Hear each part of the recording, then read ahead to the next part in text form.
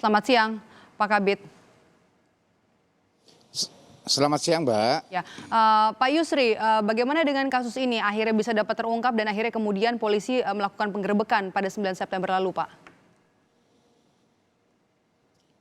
Terima kasih. Jadi memang berawal dari adanya laporan informasi ya dari masyarakat yang kemudian Jatanras di Krimpolda Metro Jaya mendalami, dan juga sudah pernah saya sampaikan juga pada saat bulan yang lalu, sebulan lebih yang lalu ya, ada pengungkapan di sekitar daerah Raden Saleh bahwa memang daerah sekitar situ sering banyak, bukan sering ya, banyak tempat aborsi-aborsi ilegal yang memang selama ini berdiri di situ. Tapi terus kita akan melakukan penyelidikan karena modusnya mereka ini biasanya kalau kita melakukan penggerebekan seperti ini, yang lain itu tiarap. Tetapi kita sudah berkoordinasi dengan stakeholder terkait untuk bisa mengedukasi masyarakat ya, untuk bisa lebih care lah, lebih peduli lagi bahwa memang aborsi ini adalah satu kejahatan tingkat tinggi yang bisa menghilangkan nyawa ya, calon nyawa yang seseorang ya. Ini yang kita kemudian kita dalami tanggal 9 kemarin sekitar pukul 12 siang kita lakukan penggerebekan di TKP di dalam percetakan 3 yang pada saat itu tertangkap tangan memang ada satu pasien yang baru selesai melaksanakan aborsi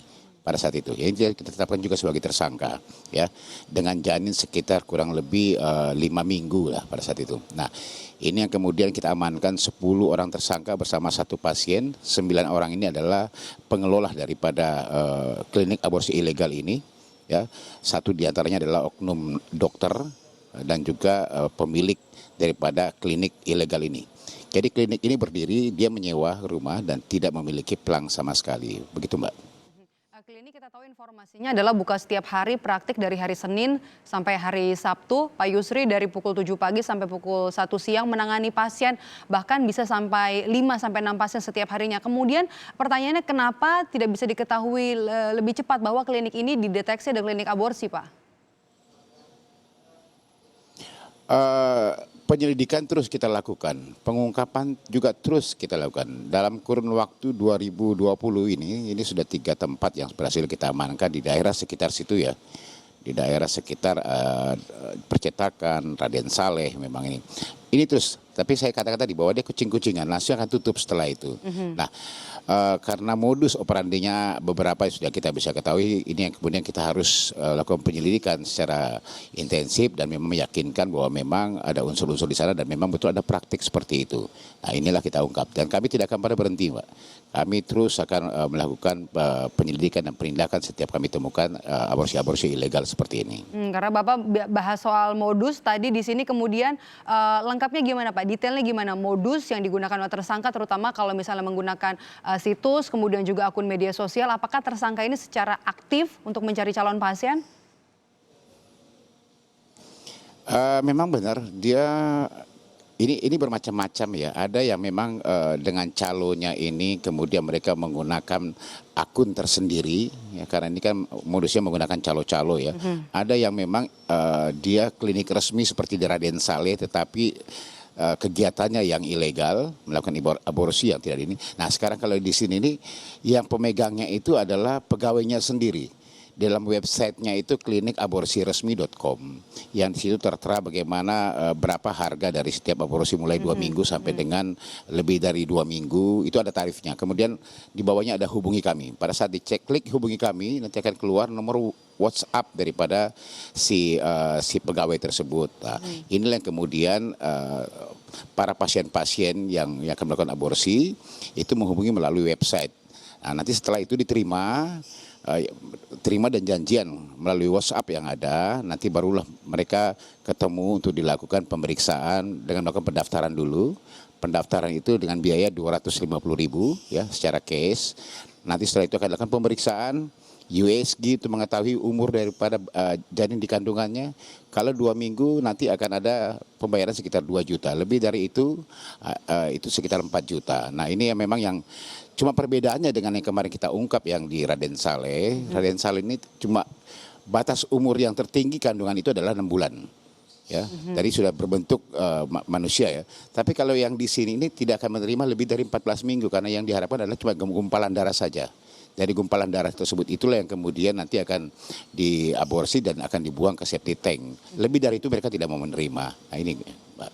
Pak, kita kalau bahas soal klinik untuk aborsi ini kan bukan kali pertama saja yang diungkap oleh kepolisian, terutama Polda Metro Jaya. Nah, bagaimana kemudian memastikan praktek-praktek ini tidak terulang kembali, dan kemudian tadi Anda juga katakan ketika satu terungkap, klinik-klinik lain kemudian akan tutup. Ini kemudian bisa dikatakan mempersulit upaya penyelidikan kah dari pihak kepolisian? Salah satunya ya memang kalau sudah tutup seperti itu mereka akan menghindar semua, dihilangkan semua bukti-bukti yang ada gitu loh ya. Nah, tetapi secara preemptif kami sudah sampaikan dengan stakeholder terkait ya, baik Dinas Kesehatan Provinsi, kita bersama-sama mengedukasi, mensosialisasi masyarakat di sana ya. Memang ada anggapan bahwa masyarakat di sana itu kurang care. Mungkin anggapannya bahwa tidak mengganggu kami, juga tidak merugikan kami. Ya, ini yang harus image ini harus dihilangkan semuanya. Yang kami tanamkan kepada masyarakat di sekitar situ bahwa ini adalah kejahatan tingkat tinggi, menghilangkan nyawa, calon nyawa yang akan hidup di dunia ini. Ini terus yang kami edukasi kepada supaya mereka mau melaporkan kepada kami bahwa di tetangga semuanya atau di mana mereka ketahui bahwa ada klinik-klinik aborsi ilegal seperti ini, itu dia laporkan segera, itu kita lakukan penindakan. Ini yang paling utama sebenarnya, Mbak. Pak, saya juga di sini sambil membuka. Kalau kita klik di Google kemudian klinik aborsi Jakarta, ini masih bisa ada sejumlah nomor, kemudian ada juga sejumlah alamat yang kemudian bisa dikontak oleh orang-orang di luar sana yang mungkin mau melakukan praktik negatif ini. Kemudian apa yang dilakukan oleh pihak kepolisian terkait dengan hal ini, Pak?